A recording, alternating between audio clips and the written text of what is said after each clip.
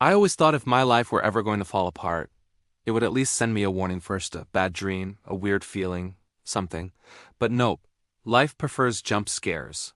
My name's Adam. I'm 45, a creature of habit.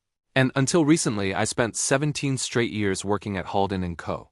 Same chair, same desk, same sad office coffee that tasted like someone boiled old batteries. That Tuesday morning started like every other.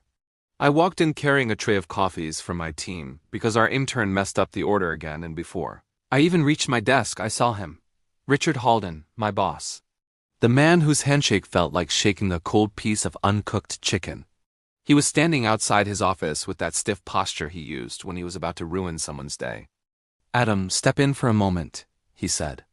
No smile, no small talk, just straight to it.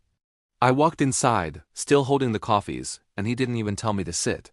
He folded his hands and took a deep breath, like he was practicing sympathy in the mirror all morning.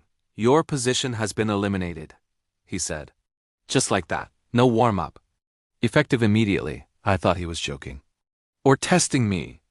Or maybe announcing some weird surprise restructuring game show. But then I saw the box. My box, already packed. "I had Amanda gather your things," he added.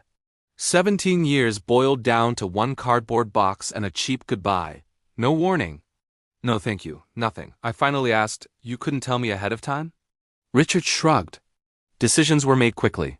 Right, sure. That was a lie so lazy it didn't even try to sound convincing. But here's what Richard didn't know, what he never thought someone like me would pay attention to. For the past year, I'd been keeping records. Not because I planned revenge. At first, it was just instinct. Weird numbers in budget reports. Contractors that didn't exist. Transfers labeled wrong. Then I noticed old files disappearing quietly, without explanation.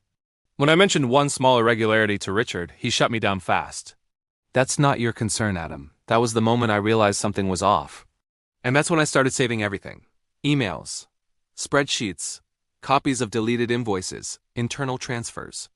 Even Richard's late-night approvals that he thought nobody noticed. I didn't know exactly what he was doing, but I knew two things. It wasn't legal. If things blew up, he'd blame me because I had access.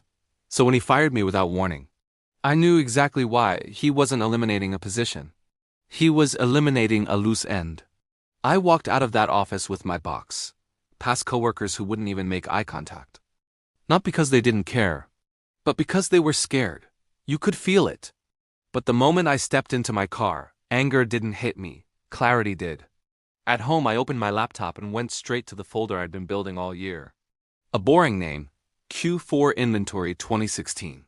Something no one would ever open unless they were desperately searching for old spreadsheets. Inside were hundreds of files. Screenshots, timestamps, deleted emails. Everything Richard thought he'd buried. Turns out my boss had been siphoning money through fake vendor accounts for years. Not pocket change either, millions. And recently he'd gotten sloppy. I knew I couldn't go to HR, they practically prayed to Richard. But someone once told me, if something seems wrong, you call me. That someone was Jessica from corporate compliance. When I called and explained what I had, she went silent. Then, "Adam, send me everything. Now." Within days, investigators were involved, quietly at first, then very loudly. 3 weeks later, federal agents walked into Halden & Co. During a Monday morning meeting. Richard didn't walk out, he was escorted out, in handcuffs.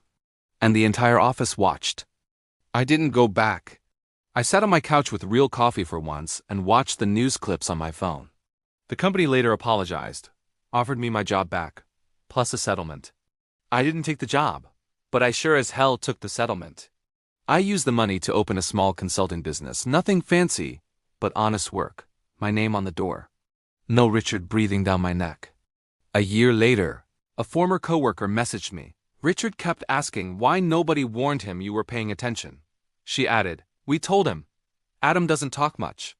But he notices everything. He learned that the hard way." And that's how my boss fired me after 17 years with no warning. But I knew something he didn't.